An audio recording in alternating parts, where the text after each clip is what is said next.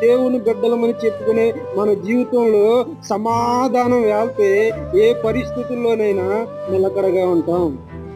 ఏ పరిస్థితుల్లోనైనా మనం జారిపోం. ఏ పరిస్థితుల్లోనైనా దేవుని కృప నుండి పారిపోం. మనం ఏం చేస్తామంటే ప్రతి పరిస్థితుల్లోనూ నిమ్మలంగా ఉంటాం. ఆ సమాధానం ఈ హృదయంలో ఏలాలి.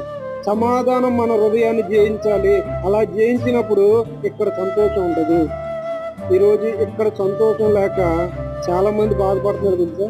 ఇక్కడ సంతోషం లేక అన్నీ ఉన్నా ఇక్కడ సంతోషం లేక కొట్టుమిట్లాడిపోయి ఉన్న వాళ్ళు చాలా మంది ఉన్నారు. ఈ హృదయంలో ఏదో తెలియని బాధ, తెలియని దుఃఖం, తెలియని వేదన, ఏదో తెలియని చింత పట్టుకుని మనుషుల్ని వేధిస్తా ఉంది. ఆ చింత నుండి విడిపించుకోవడానికి నీ మత్తు పానీయాలకు బానిసలు అయిపోతున్నా ఈ బాధ పోవడంలా.